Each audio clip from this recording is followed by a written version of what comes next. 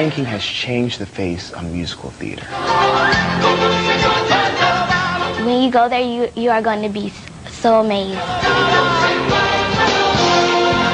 There's a lot of nice dances, there's nice songs, it's really colorful.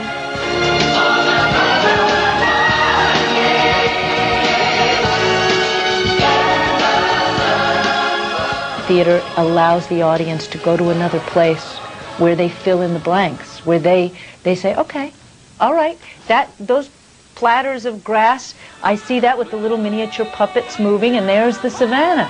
But I'm watching the human beings manipulate it. So the art of the storytelling ends up being as important as the story. One of the most exciting things to happen in downtown Boston is the reopening of the restored Boston Opera House with Disney's The Lion King. Newton native Julie Taymor's creative and innovative rendition of the film.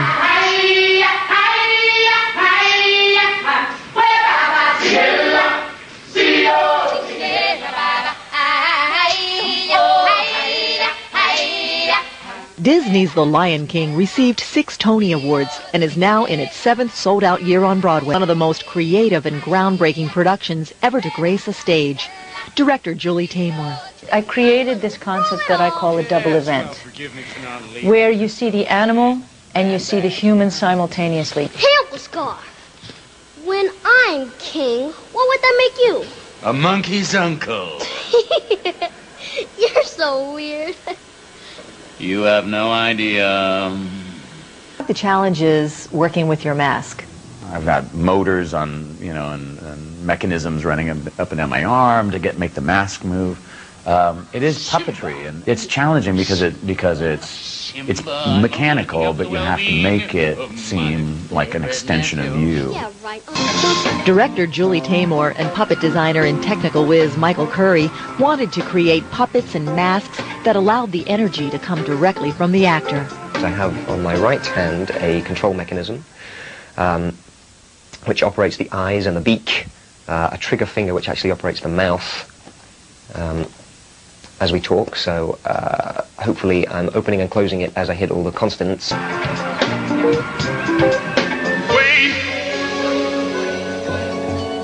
there's no mountain too great. To actually go on stage and give an audience member an opportunity to watch either my performance or the performance of the combination at the same time, it's amazing. That's a really wonderful thing about playing Mufasa. I get to sing, I get to dance, I get to act. And Brandon Kane plays the young Simba. He wants to be king, but in the second act, he can't remember what he wants to be, and he talks to his dad because his dad dies, and his dad says that he's his son and he's the only true king.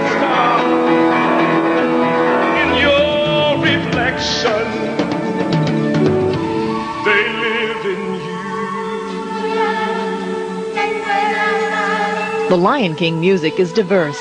The film had just 5 songs by Elton John and Tim Rice.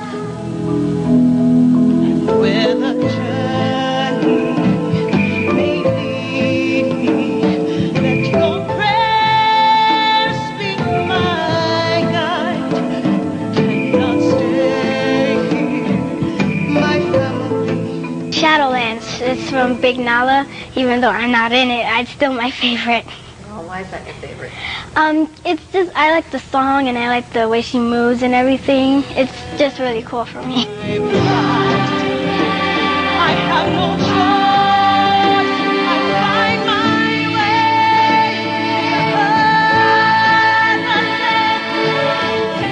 my way. I still stand backstage every night and listen to the music. The visual itself is amazing, but if you listen to the choral music, it really is overwhelming.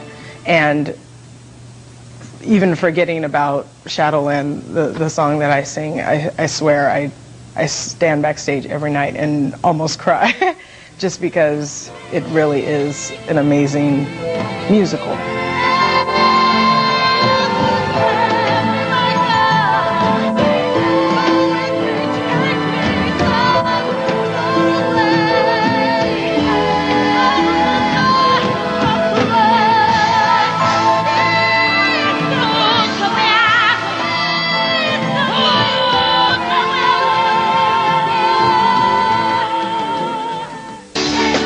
its magic, and it has to tell the stories. And the dancers have to be hyenas at one time, wildebeest at another time, gazelles just leaping through the air. Here we suddenly had head pieces that added 3 feet to the dancers. So when you move your head and you're accustomed to do that, suddenly you have 3 more feet. You have to move it in a different way and support the head in a different way.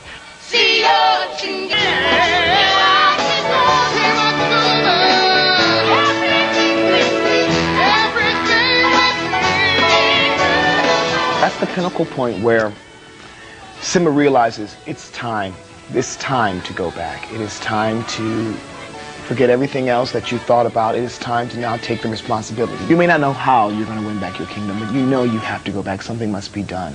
One of the many differences between the film and the theatrical Lion King are the expanded female roles of Nala and the shaman Rafiki.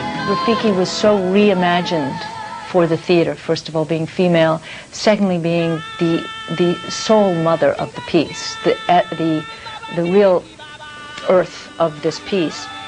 She's funny, she's spiritual, she's the guide, she's the storyteller, and she gets to sing the big songs.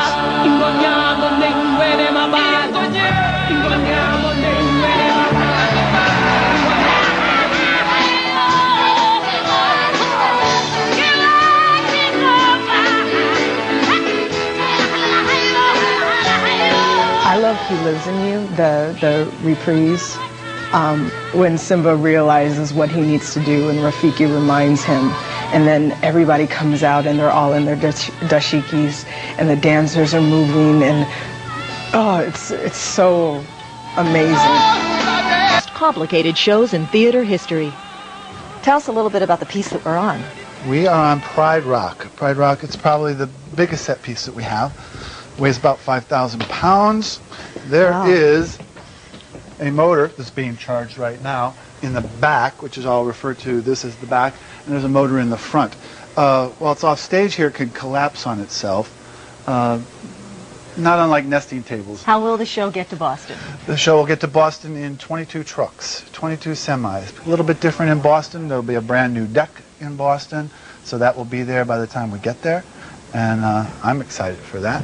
And I also said there'll be a brand new Pride Rock. So a lot of good things happening for us in Boston too. Kind of a rebirth of the show there. Well, I'm brave. What's out there? Well, I'm sorry, Simba. I just can't tell you. Why not? Simba. Simba. I'm only looking out for the well-being of my favorite nephew. Yeah, right. I'm your only nephew. What's your favorite part of the show? My favorite part of the show? At the end, when I get to go home. The next favorite part of the show is the opening. The opening is pretty spectacular. It's something that people have never seen before. And in an odd way, may never see anything like it again. And it's something that you don't want to miss. You can't come late to The Lion King because you'll be left out in the lobby. And it's something that you don't want to miss. Every star in your reflection, they live in you. So, whenever you feel alone, just remember that those kings will always be there to guide you. And so will I.